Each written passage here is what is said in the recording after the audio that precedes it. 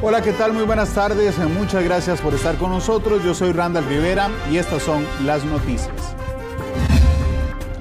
En pantalla, parte de la amplia cobertura que tendremos esta tarde y noche para ustedes. Vamos a iniciar de una vez un enfrentamiento armado entre dos motociclistas. Dejó el saldo de un fallecido y un herido en el sector de Atillo. Fabián Mesa está en el sitio y nos informa en vivo. Fabián, ¿qué tal? Muy buenas tardes.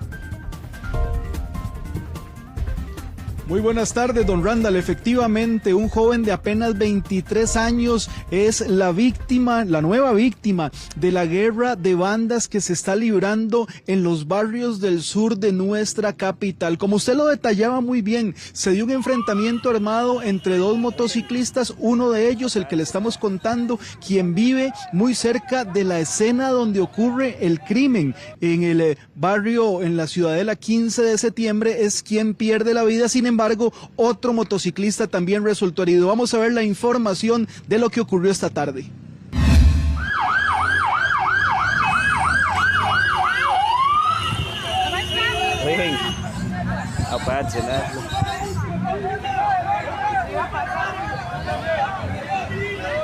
Un enfrentamiento armado entre dos motociclistas. El conductor de este vehículo, que quedó en la calle que conduce de Alajuelita hacia la carretera de Circunvalación Sur, llevó la peor parte, perdió la vida. Este jueves, a eso de la 1 de la tarde, la Cruz Roja Costarricense fue alertada mediante el sistema de emergencias 911 de un hombre aparente herido de arma de fuego en el sector de San José, Atillo Centro. De inmediato respondemos con uno de nuestros recursos y abordamos un hombre de 23 años, el cual se mantenía sin signos vitales. La escena fue entregada a las autoridades judiciales. La víctima era vecino de la barriada cercana a la escena del crimen, la ciudadela 15 de septiembre en Atillo. Al lugar llegaron conocidos y familiares de la víctima.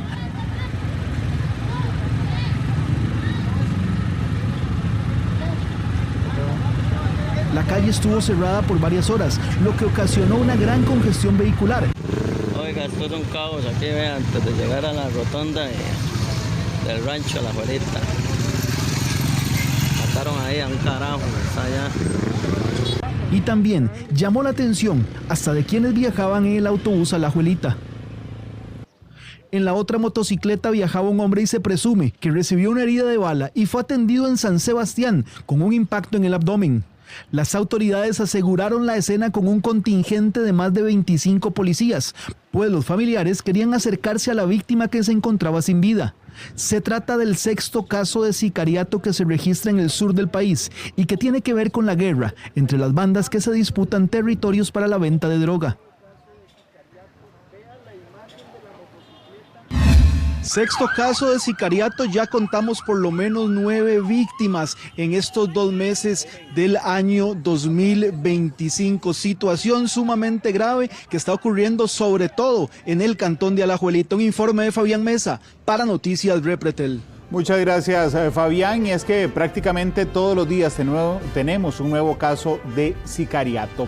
Continuamos con más. El OIJ le sigue la pista a los homicidas de un francés en Santa Cruz de Guanacaste, luego de realizar un allanamiento este jueves. Gustavo Díaz nos informa en vivo a esta hora. Gustavo, ¿qué tal? Muy buenas noches. Don Randa, saludos, muy buenas noches. Están cerca de estos dos sospechosos. Hay un video que puede ayudarle a los agentes a identificarlos más plenamente y además de esto, hoy realizaron un allanamiento en el cual obtuvieron evidencia importante, un teléfono celular y los atuendos, la ropa, las prendas de vestir que pudieron haber utilizado al momento de ingresar a la casa y ejecutar este homicidio solamente para robar una caja fuerte con 4 millones de colones. Lo vemos. La necesidad del OIJ es dar con los sospechosos de este asesinato. Se trata de 2 hombres quienes habrían disparado contra un hombre de apellido Olivier de 59 años en su casa y quien es de nacionalidad francesa. Es por eso que el OIJ este jueves hizo 2 acciones importantes. Una de ellas, divulgar el video del crimen que ocurrió el jueves 13 de febrero a las 6:08 de la tarde, cuando los sospechosos ingresaron por la parte trasera a una propiedad y donde se observa, en el área de la piscina, cuando le dispararon a la víctima. Lo hirieron en varias ocasiones.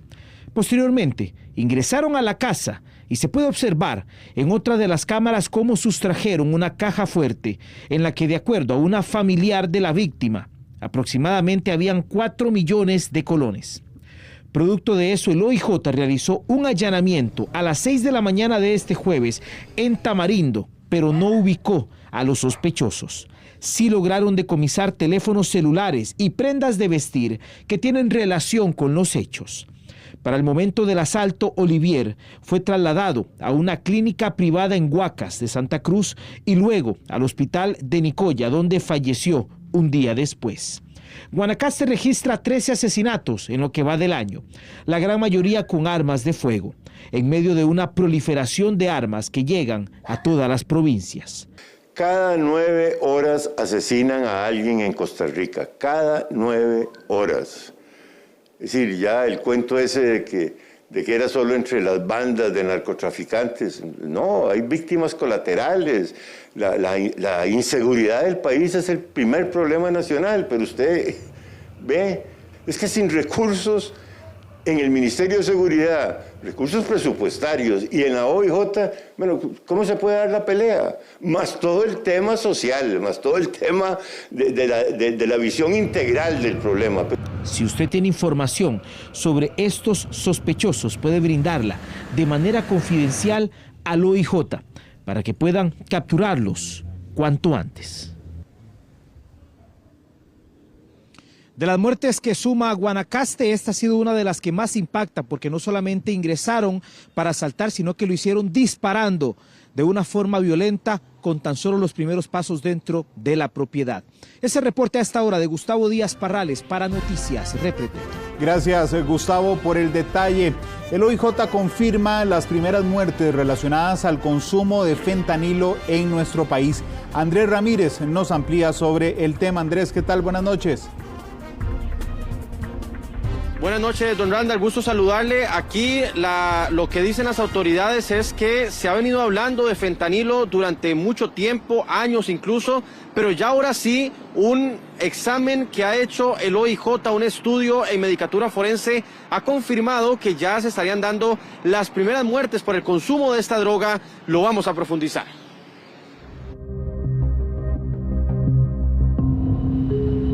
El consumo local de drogas pareciera tomar tintes aún más fuertes en nuestro país. El organismo de investigación judicial confirma las primeras muertes relacionadas al consumo de la famosa droga zombie o fentanilo en Costa Rica. Allí se logró establecer que 28 personas tenían presencia de fentanilo en su cuerpo. Luego se hizo una depuración y en este momento tenemos 6 personas fallecidas donde sospechamos que la muerte puede ser a consecuencia del fentanilo. Hay 2 que ya están con un nivel de certeza alto, importante, y otros 4 casos que los estamos revisando. ¿Y qué tenemos que revisar? Bueno, las circunstancias precisas de la muerte, cuál es la causa de la muerte, es decir, si ingresó presumiéndose homicidio, suicidio, muerte natural, alguna otra circunstancia. Sobre el tema, reacciona ya el Instituto Costarricense sobre Drogas. Descartan que existan laboratorios en el país. Lo achacan más bien a mezclas de otras drogas con pequeñas dosis de fentanilo para hacerlas más adictivas. Así lo explican. Dentro de lo que nosotros manejamos acá en Costa Rica no existe una producción como tal de fentanilo, sino que lo que se tiene es que está ingresando el fentanilo propiamente ya fabricado y aquí en Costa Rica in situ se está haciendo una mezcla o se está mezclando con otros tipos de drogas para así aumentar su potencia o generar algunos de otro tipo de efectos adversos contra la salud pública propiamente. El OIJ estudia algunos expedientes de posible trasiego de fentanilo como fármaco desde los centros médicos hacia el mercado de drogas. Llevamos una investigación en esa línea para determinar de qué hospital salió, si es un empleado de la salud o alguna otra persona que trabaja en un hospital en alguna otra área, pero bueno, es un proceso que ahí estamos llevando poco a poco para tratar de clarificar qué fue lo que ocurrió. La otra forma en la que ingresa el fentanilo es en mezclas ya elaboradas fuera del país. Son algunas pastillas que se venden como éxtasis, sintetizadas en el extranjero, no fabricadas acá, que ingresan por algunos medios que se han detectado también como paqueterías, básicamente, que vienen del extranjero. Ciertamente los efectos por consumirlas son devastadores, dicen los expertos. Nosotros lo que queremos es abrir esa mente y que las personas sepan que muchas veces le llegan a vender una pastilla de éxtasis y no es éxtasis. Y de ahí nos hemos dado cuenta muchas veces que estas personas llegan incluso a servicios intrahospitalarios y nos damos cuenta que no se identifica la supuesta sustancia que consumieron. Entonces, todo esto genera un riesgo general a toda la población. El fentanilo es un fuerte opioide sintético, hasta 100 veces más potente que la morfina. Esos datos, don Randall, amigos televidentes, son completos para el 2023. Se está haciendo el mismo estudio en el historial de los cadáveres del 2024 y también en lo que llevamos de este 2025. Son las 7:06. Un reporte hasta ahora de Andrés Ramírez Fernández para Noticias Reprete. Gracias, Andrés. Las imprudencias en carretera generan cada vez que más conductores sean multados. El COSEBI está contabilizando casi 45,000 multas solo en lo que va del 2025. Eric Meléndez tiene el detalle. Eric, ¿qué tal? Buenas noches. Don Randall, ¿qué tal? Muy buenas noches. Una cifra que es aún mayor si lo vemos en los últimos 5 años, más de 2 millones de multas, imprudencias por excesos de velocidad, pero también no andar. Los documentos de los vehículos son parte de estas multas. Las imprudencias siguen atrapando a los conductores. Noticias Repretel hizo un recorrido en la capital y esto encontró.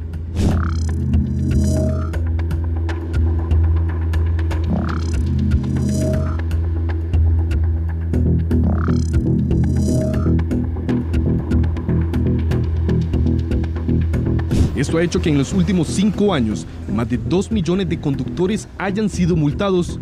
El alcohol detrás del volante, por emisiones de gases, luces, maniobras indebidas, velocidad, ruido y por falta de herramientas básicas, son las que más infracciones generan y dejaron a más de uno con un pago adicional por un tipo de multa. Muchos conductores en esos casos, la gran mayoría de conductores siempre tienen alguna excusa, ¿verdad? Son pocos realmente los conductores que aceptan en ese momento que están infringiendo la ley, ¿verdad? Son acciones propias de cada persona, ¿verdad? En este caso, tenemos que cuidar la vía nosotros como conductores, como también las personas que tenemos externas a la conducción que hacemos en carretera y respetar todo lo que son las normas, ¿verdad? Si lo vemos por año, en 2020 fueron 457.167 las personas multadas, en 2021 459.386, en 2022 394.813, en 2023 399.427 personas, mientras que en 2024 fueron 302.126 las personas multadas. El exceso de confianza son las peores cosas, porque también el hecho de creer que ya sé hacer las cosas y tal vez es ese cúmulo más bien de cosas malas que me enseñaron y tras de eso tengo exceso de confianza, entonces cualquier error que usted vaya a cometer, ese error se multiplica o se triplica y entonces ya el error termina siendo peor. Además, hago las cosas porque tengo que hacerlas o hago las cosas por la multa, pero no entendiendo que las reglas realmente lo que me dan es seguridad e interiorizar esa parte. El COSEBI registra en los primeros 2 meses del año casi 45,000 infracciones. De ellas, 10.517 fueron por falta de documentación de los vehículos, 6.442 por temas de placas, 2.751 por un mal estacionamiento, 5.854 por temas de licencias, 4.141 por faltas al señalamiento y 2.562 por no portar dispositivo de seguridad. Mucho estrés, tal vez la gente anda con mucho estrés, muy preocupado y tratar nada más de llevar la vida lo mejor que pueda, ignorar a aquellos que los ofenden, que tratan de llevar contradicciones o pleitos. ¿Alguna acción que haya hecho que a veces uno dice, me la juego? ¿Se ha jugado el chance en algún momento? Casi nunca, la verdad casi nunca, porque me da miedo un parte. Expertos señalan que en algunos casos son las imprudencias las que han generado accidentes de tránsito y que a la fecha han cobrado 100 vidas en las carreteras nacionales. Cantones como Alajuela, Osa, Garavito, Nicoya y Corredores son los que mayor mortalidad registran en los últimos años. Multas que tienen montos entre los 20.000 y poco más de 300.000 colones. Las personas, los infractores, tienen edades entre los 20 y 35 años en su mayoría. Don Randall, 7:10 de la noche, la información que tenemos desde Circunvalación Norte, el informe de Eric Meléndez Delgado para Noticias Repretel. Muchas gracias, Eric, por la información. Resulta que hay centros de salud, es más, déjenme decírselo entre comillas, hay centros de salud que esquivan controles y ofrecen rituales con una droga conocida como ayahuasca en el carro, en el bus. Vuelve a ver por la ventana seguramente en medio de una presa y piensa, aquí hay más carros en Costa Rica. ¿Sabe qué? Tiene toda la razón. 78.600 carros fueron importados solo el año pasado aquí en nuestro país. Según los expertos, la construcción de más rotondas o hacer más grandes las calles no son la única solución ante este fenómeno. En este país ya nadie se salva de las presas. Hasta para ir del centro de Liberia al aeropuerto Daniel Oduber, un conductor tarda hora y media para cruzar 11 kilómetros porque la ruta 21 siempre está congestionada. Aquí en San José, los conductores se bañan en paciencia cada vez que se montan al carro. No les queda de otra. Porque hay demasiados carros en el país. ¿Usted se topa en presa siempre? Todos los días. Aunque ande en moto, a veces no se puede ni pasar en moto. La gente anda muy estresada en la calle. Hay mucho vehículo. En un conversatorio que hubo en el Colegio de Ingenieros y Arquitectos, un grupo de expertos analizó el caos vial en el que está envuelto el país, pero más la gran área metropolitana. Uno de los expositores, Mario Durán, mostró datos muy interesantes. Uno de ellos es el que registra la Asociación de Importadores de Vehículos y Maquinaria AIBEMA. Y es que en el 2020, año de pandemia, se importaron 23.888 carros. El número creció en el 2023 con 57.584 y en el 2024 aumentó a 78.690. La circunvalación norte es un ejemplo claro de presas. Son 6.3 kilómetros entre la autopista General Cañas y la rotonda de Guadalupe. ¿Cuál pudo haber sido una solución para bajar las presas en todo ese tramo? Un sistema de semáforos bien diseñado tiene mucho más capacidad que una rotonda. Entonces yo no entiendo cómo en el nivel intermedio construyeron una rotonda. Si ahí se hace el cambio por una intersección con semáforos, la NAMI propuso una en 2015, muy práctica. Ese cambio permitiría que no se formen esas filas que salen, rebotan hasta la circunvalación, bloqueando un carril. Al igual que el experto vial, el director del Colegio de Ingenieros y Arquitectos, junto con el ingeniero de la Cámara de Consultores, coinciden en que las ampliaciones no necesariamente son la solución. Y en las intersecciones hay que simularlas, hay modelos de simulación con la cantidad de vehículos que hay, con la cantidad de vehículos que pasa, con la que podría estar pasando, haciendo un análisis a futuro, a 5, 10, 15 años, y entonces uno empieza a determinar si una rotonda funciona o no funciona. Cuando en realidad las rotondas sirven en lugares muy específicos y para capacidades muy específicas. De manera general, un sistema de semáforos maneja una capacidad muchísimo mayor de vehículos. En su informe, el experto determinó que los estudios funcionales y proyecciones fueron deficientes. No se atendió la recomendación de construir la vía a 6 carriles y hubo deficiencias en el diseño de los intercambios. Pero si hablamos de otras vías como la General Cañas, la Ruta 27 y hasta la 32, los panoramas son muy similares y a eso se le une la cantidad de vehículos actualmente. Todo eso afecta directamente a la salud y a la economía. Las congestiones de este país tienen un costo aproximado de un 4% del Producto Interno Bruto. Y eso es un montón de dinero, no solo para el país, sino para la empresa privada. Resolver eso significaría mayor competitividad para todas las partes. Y ahí es donde vemos oportunidades para ganar. A las soluciones se une el transporte público como los buses rápidos, el tren ligero y el metro. Pero enfocándonos en las condiciones del país, la sectorización de buses propuesta desde 1992 y que se espera entre en funcionamiento este año es viable para hacer un cambio. Son las 7:19. Vamos a ir a una pausa comercial. Al regresar, le cuento uno de los mayores problemas de ser emprendedor en Costa Rica. Ya regresamos. Gracias por estar con nosotros. Si usted es emprendedor, entenderá aún mucho mejor lo que le vamos a contar, porque tener un local físico es hasta 10 veces más caro para los emprendedores. Génesis Castillo nos informa en vivo. Génesis, ¿qué tal? Muy buenas noches.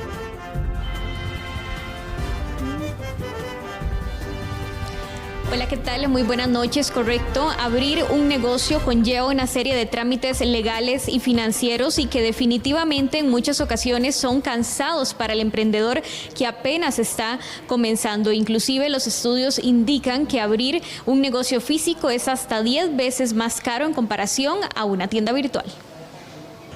Formalizar un negocio en nuestro país es muy elevado. Y así lo asegura Elizabeth, dueña de una soda en San José.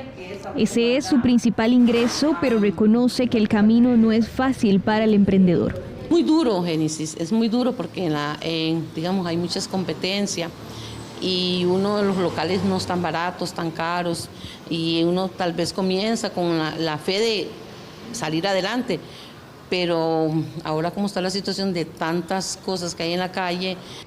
Esta emprendedora también vende por medio de plataformas digitales. Asegura que una buena parte de sus ingresos son por medio de las ventas en línea. Eso sí, los expertos advierten que tener una tienda física es hasta 10 veces más caro que una virtual. Se aflige, sinceramente. Y hay personas que mejor lo hacen virtual, hacen su emprendimiento y así no van a estar pagando ni local, porque los locales ahora están muy caros. Complementar el ingreso familiar es la principal razón por la que muchas personas deciden abrir un negocio. La necesidad económica los lleva a emprender.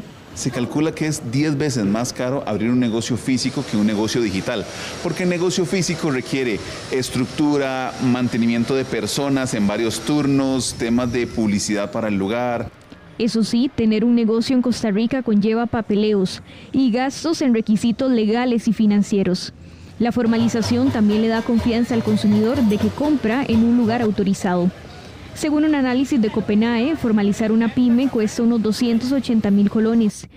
Entre registro de marca, uso de suelo, permiso de funcionamiento del Ministerio de Salud, patente municipal, que cambia según el municipio, y otros requisitos. Dar crédito sin un plan claro de inversión antes de endeudarse es fundamental definir el uso del financiamiento y evaluar la rentabilidad. Con la pandemia incrementaron los emprendimientos virtuales, ya que muchos no tienen la posibilidad de hacerle frente a los gastos que conlleva un negocio físico.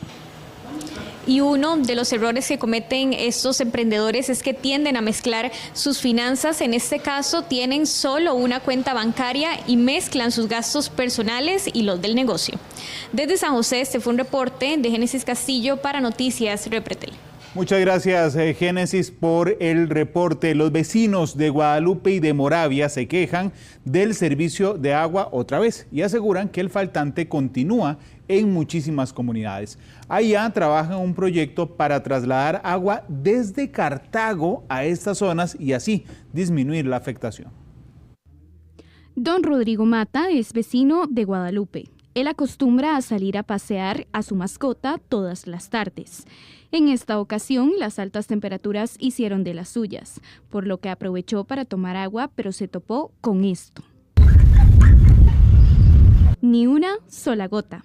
Según narró este vecino a Noticias Repretel, el faltante de agua se mantiene en algunas comunidades. En épocas pasadas, donde se corta el flujo de agua totalmente durante uno o varios días. Esperemos que en esta época tengan alguna idea de cómo solucionar el problema. Las zonas que siguen afectadas por falta de agua. Este no es el único sector con problemas. Algunos vecinos de Moravia aseguran que pasan sin el líquido la mayor parte del día. Últimamente me llega todos los días un chorrito de agua. Y 2 días sí ya me llega bastante bien y así ha estado. Para lavar hay que esperar en la noche que llegue un poco más. Acueductos y Alcantarillados trabaja en un proyecto denominado Puente de Agua, que busca trasladar el suministro desde Cartago para abastecer estos 2 sectores, además de Alajuelita, Tibás, San José, Desamparados, Montes de Oca, Curridabat, La Unión y El Guarco. La primera fase está prevista a corto plazo, entre los años 2026 y 2028, la cual consiste en la sustitución de caudales en la planta potabilizadora de Cartago, lo cual permitirá que en el sistema de este río se aproveche aún más el caudal proveniente de Orosíbono. La segunda y tercera etapa están previstas entre 2028 y 2029, con el objetivo de mejorar el sistema El Guarco y redistribuir los caudales en 3 ríos a través del tanque La Pelota, garantizando un suministro sostenible para la región. Según AIA, otras zonas que actualmente reciben agua de otros operadores también podrían sumarse a los potenciales beneficiarios. Algunos jóvenes y familiares de adultos mayores están usando la tarjeta de Ciudadano de Oro para pagar en los buses. y en el tren también. Es decir, se están aprovechando de forma indebida de este plástico que es exclusivo para adultos mayores. El Banco Central hace un llamado a los usuarios a no realizar estas prácticas, por supuesto. Además que los autobuses cuentan con cámaras y graban así toda la evidencia.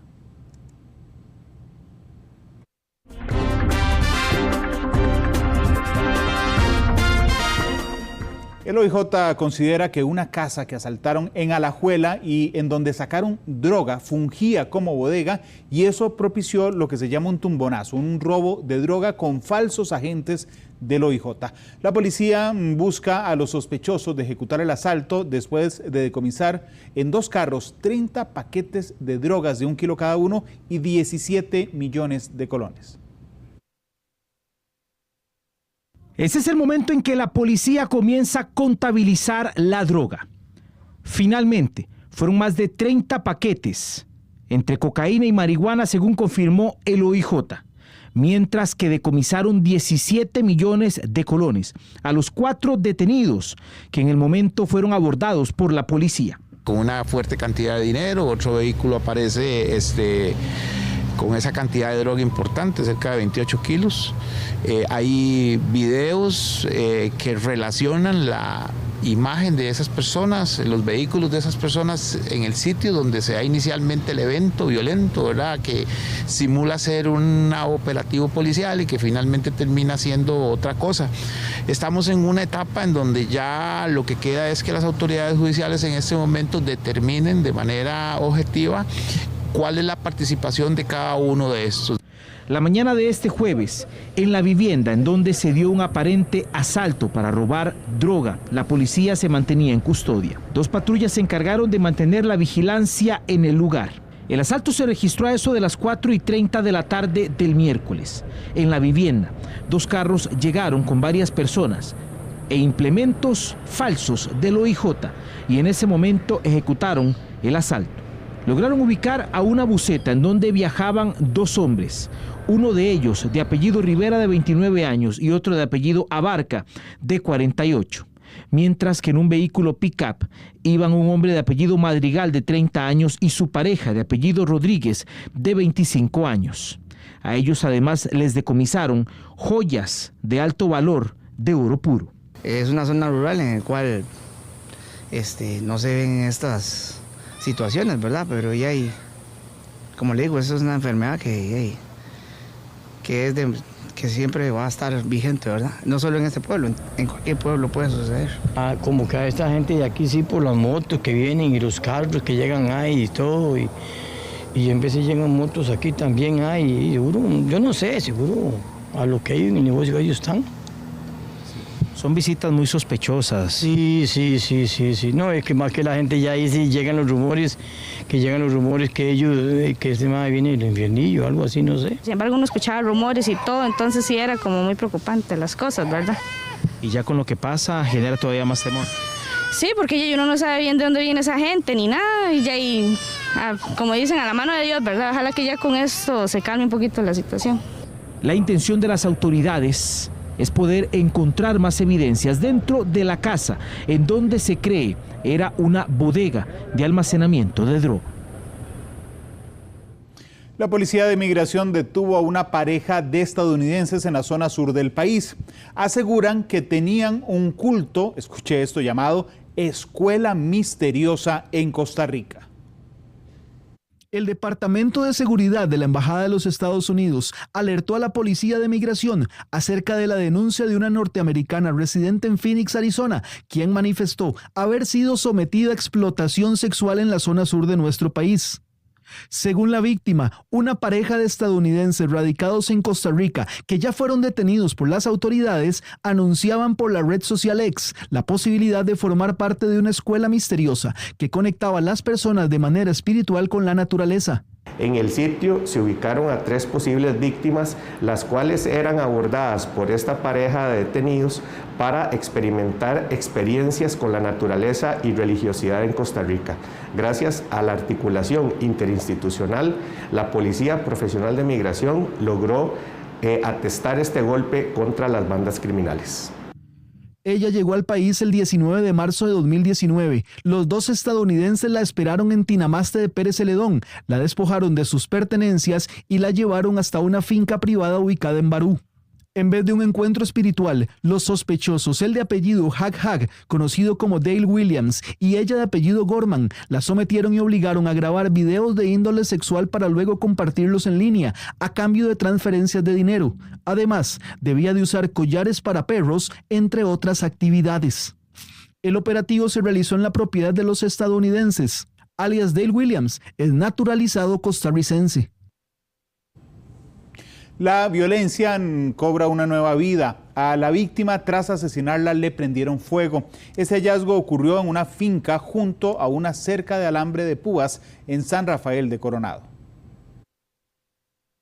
Un vecino quien se dirigía a atender a los animales de su propiedad se llevó una desagradable sorpresa. A unos pocos metros dentro de una finca ubicó los restos de una persona. De inmediato dio aviso a las autoridades. Cuando la policía llegó al sitio, confirmó lo descrito por quien alertó. Se trata del cuerpo de un hombre a quien, tras asesinarlo, le prendieron fuego. Su rostro quedó irreconocible, también presentaba daños por fuego en el pecho y brazos. El humo que aún despedía el cuerpo fue lo que alertó al vecino, que avisó a las autoridades. Sí, nos despachan para atender a una persona que está ahí tirada en el zacate. Cuando llegamos estaba sin signos de vida. Estaba con signos de que le prendieron fuego. La víctima fue identificada como de apellido Rivera y de 38 años. El paso por el lugar permaneció cerrado mientras se atendía el caso. El hecho ocurrió en Patio de Agua, San Rafael de Coronado. Con este crimen, el país ya registra 144 homicidios. San José es la provincia con más asesinatos, suma 47. En Limón han ocurrido 27 homicidios. En Alajuela son ya 22, siendo la tercera más violenta. Punta Arenas registra un total de 20 crímenes. Guanacaste ya contabiliza 13 homicidios. Heredia registra un incremento de casos, suma 8. Y Cartago contabiliza 7, siendo la menos violenta. Los ajustes de cuentas por disputas entre bandas dedicadas al narcotráfico que buscan dominar nuevos territorios es la principal causa. Las riñas y casos de violencia doméstica son la segunda y tercera causa de muertes violentas en el país. Vamos a una nueva pausa comercial. Hay un nuevo capítulo sobre la tala de árboles en el Tirol, en Heredia. Le contamos al volver de la pausa.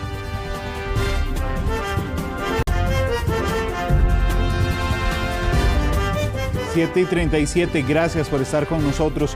El Consejo de Transporte Público verificará el cumplimiento con la Caja Costarricense de Seguro Social como requisito para los permisos de los servicios especiales. A partir del 3 de marzo, los solicitantes de permisos deberán presentar un documento que valide su estado y el de sus choferes ante la Caja. Si el permisionario tiene varias unidades a su nombre, deberá cumplir con el requisito para toda su flota. El SINAC, el Sistema Nacional de Áreas de Conservación, descartó la posible afectación a la fauna silvestre por la tala de árboles en el Tirol, en San Rafael de Heredia. Durante el recorrido por el lugar, el SINAC no observó fauna silvestre impactada, solamente se logró observar un comemaíz en la cerca. La inspección se realizó el 18 de febrero después de recibir una denuncia ciudadana. Agregaron que la hilera de árboles no presenta conectividad con otras áreas plantadas o con el bosque, por lo que la presencia de perezosos y otros animales es difícil de determinar en ese sitio. La Compañía Nacional de Fuerza y Luz realizará un corte en el servicio de electricidad este viernes. Esta suspensión aplicará para los vecinos de San Juan de Dios de Desamparados desde las 8 de la mañana hasta las 3 de la tarde. La medida se debe a mantenimiento que se realizará en la red. En cuestión de un año se realizaron 17.938 matrimonios en nuestro país por la vía civil, mientras que 4.600 por lo católico, esto según las estadísticas vitales elaboradas por el INEC. En los últimos años, los matrimonios católicos han ido disminuyendo. Por otro lado, el INEC contabiliza más de 600 matrimonios entre personas del mismo sexo. De los 5.200.000 personas que viven en territorio nacional, apenas 280.000 personas dominan un segundo idioma al 100%. En la actualidad, es fundamental que las personas hablen un segundo idioma para que encuentren así un buen empleo. Según el Centro Cultural Costarricense Norteamericano, las carreras de tecnología, atención al cliente, turismo y comercio internacional son las que más necesitan trabajadores bilingües. Varios diputados señalaron a la misión del Fondo Monetario Internacional la necesidad de que el gobierno invierta en temas sociales como salud, educación y seguridad. Las sugerencias fueron dadas durante un encuentro realizado en el Congreso entre los jefes de fracción, el presidente de la Asamblea Legislativa y miembros del organismo internacional. A pesar de que los números macroeconómicos de Costa Rica son positivos, esos datos no se ven reflejados en la atención social de la población. Un proceso cultural normal existente que nos ha llevado a lo que hemos sido de país de aquí para atrás. No perdamos eso, más allá de que tengamos un fondo monetario que lo que le interesa es que le paguen y que le interesa es obviamente sus índices. No estamos en desacuerdo, hay balances importantes entre el cobro y la inversión, que no sea un gasto. Entonces esa visión de lo que yo cobro, le están diciendo al gobierno, sóquese la baja porque la gestión de cobro suyo de impuestos tiene que mejorar. El Ministerio de Salud promete agilizar la lista de espera de trasplantes de órganos y tejidos con una nueva norma de atención de pacientes. El Ministerio de Salud fortaleció el proceso de la donación de órganos y tejidos por medio de una norma que busca garantizar transparencia y una correcta distribución para quienes están en lista de espera. Es decir, van a priorizar ahora pacientes con mayor urgencia médica y también la persona que está esperando un trasplante de órgano o de tejido podrá conocer cuál es su posición en la lista de espera. Va a mejorar la lista, la va a optimizar un montón porque realmente vamos a tener inscritos pacientes que están listos para trasplante, ¿verdad? No pacientes que a veces la lista estaba con pacientes por mucho tiempo en estado de exclusión, que nada más estaban ahí, pero que ya no cumplían criterios. Entonces, en ese aspecto la lista va a ser mucho más ágil. Es importante también aclarar que el hecho de que la lista se mueva depende muchísimo de la donación. Entonces, si no hay donación, no hay trasplante. En el caso de las personas que esperan por un trasplante de córneas, las autoridades médicas buscarán dar prioridad a pacientes con riesgo de perforación corneal, también quienes tienen infecciones graves y niños que podrían no desarrollar bien su visión. Usted se decida a donar su órgano, porque si no, de otra manera no va a haber forma en que por más que generemos normativa, agudicemos procesos y capacitemos al experto más experto, si no tiene el órgano no va a poder generar esta operación que de alguna forma le va a salvar la vida a otra persona. Según datos de la Secretaría Técnica Nacional, 39 personas esperan un trasplante hepático y 1.097 un trasplante de córneas. ¿Cómo sigue el Papa? Es la pregunta que una buena cantidad de personas en el mundo se hacen. Vamos a la pausa comercial. Al regresar, le contamos.